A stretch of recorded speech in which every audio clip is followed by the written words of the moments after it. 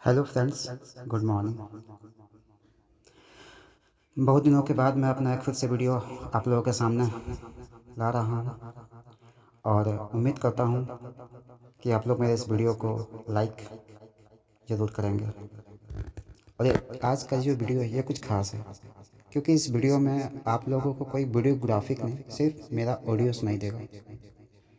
और ऐसा मैं इसलिए कर रहा हूँ ताकि आप लोग मेरी ऑडियो को ध्यान से सुनें और समझने की कोशिश करें कि मैं क्या कहना चाहता हूँ। तो चलिए शुरू करते हैं। आज मैं आप लोगों के साथ अपना एक एक्सपीरियंस शेयर करने जा रहा हूँ। कभी कभी ऐसा होता है कि लोग के साथ कुछ ऐसा घटना घट जाता है या कोई कुछ ऐसा बोल देता है जिसकी वजह से अक्सर लोग डिप्रेशन में चले जाते हैं या मन में कुछ गलत ख्याल आ जाते हैं। तो इसी के ऊपर मैं आज आप लोगों के साथ एक कहानी शेयर कर रहा हूँ। कृपया इस कहानी को ध्यान से सुनें। एक बार की बात है, एक पिता और एक पुत्र किसी जगह पे रहते थे। उनका जो पुत्र था वो काफ़ी ज़्यादा टेंशन में रहता था। उसको समझ में नहीं आता था। वो सोचता था कि मैं कुछ नहीं हूँ, मैं बेकार हूँ, लोगों की बातों में आकर। तो उसके पिता ने उसे एक बार समझाने के लिए कुछ ऐसा करना चाहा जिससे उसे अच्छी तरह से उसकी बात समझ में आ जाए। उन्होंने अपने बक्से से एक बहुत ही पुरानी घड़ी निकाली और उसे दिया और कहा कि बेटे, तुम बाजार जाओ और इस घड़ी को बेचने की कोशिश करो। एक दुकान पर नहीं, बहुत सारी दुकानों पर जाना और इसका एक्चुअल प्राइस पता करने की कोशिश करना कि आखिर इसकी कीमत है कितनी। बेटे ने कहा ठीक है। बेटे, जो उसका पुत्र था, वो बाजार चला गया और बाजार में जाकर उस घड़ी की कीमत को जानने की कोशिश करने लगा। पहले वो एक कबाड़ की दुकान पर गया जहाँ कबाड़ी बिकता है। वहाँ पे जब उस पुराने घड़ी को उसने दिखाया तो कबाड़ी ने कहा कि इसका बहुत ही मैं कम प्राइस दूंगा, लगभग 1 या 2 रुपए। वो वहाँ से चला गया।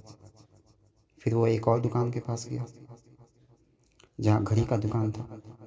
उसने कहा कि भैया, क्या मैं इस घड़ी को आप ले सकते हैं? मैं इस घड़ी को बेचना चाहता हूँ। उसने कहा कि ये बहुत ही पुरानी घड़ी है, मैं इसका ज़्यादा नहीं दे पाऊँगा, 3-4 रुपये ही दूंगा, उससे ज़्यादा मैं नहीं दूंगा। वो वहाँ से भी चल दिया। आगे बढ़ते गया। सामने उसे एक जो पुराने दुकानें होती हैं, जो पुराने चीज़ों को अपने पास लेती है, एंटिक पीस, वो दुकान था। उस दुकान में गया वो। उस दुकान में जाने के बाद उसने उस घड़ी को दिखाया और कहा कि भैया, मैं इस घड़ी को बेचना चाहता हूँ, आप इसकी क्या कीमत देंगे? उसने कहा कि इस घड़ी के मैं 10 रुपये दूंगा। वो सोचने लगा, एक दुकान पे 1-2 रुपये, एक दुकान पर 2-3 रुपये, यहाँ पे 10 रुपये, आखिर ऐसा क्यों?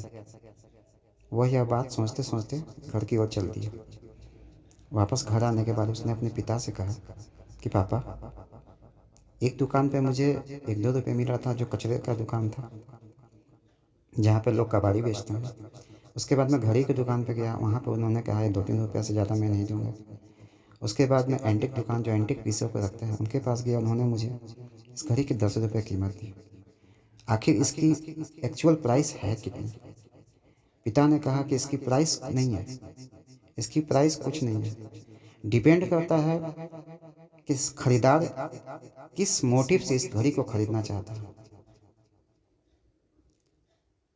इसीलिए इस कहानी को सुनने के बाद आपको ऐसा फील हुआ होगा कि कभी भी अपने आप को, अपने वैल्यू को नीचा ना समझें। अपने आप को पहचानें, अपनी कीमत को पहचानें और कभी भी दुनिया या किसी लोगों की बातों में आकर अपने आप को डिप्रेशन में ना ले जाएं, क्योंकि आपकी कीमत वही जानेगा जो आपको सही से समझेगा। कभी कभी हम लोग अपने लाइफ में कुछ लोग ऐसे मिलते हैं जो बहुत ही बुरे भले हमें कहते हैं, उनकी बातों को इग्नोर करना चाहिए। अपने आप को आप पहचानिए, कुछ अच्छा करने की कोशिश कीजिए। कभी भी किसी की बातों में आके डिप्रेशन में नहीं जाना चाहिए। अपनी कीमत को पहचानिए और लाइफ में कुछ अचीव करिए।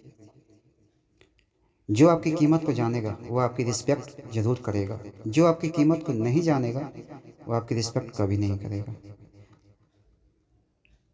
मुझे लगता है कि मैं जो कहना चाहता हूँ वो शायद आप लोगों को समझ में आ गया होगा।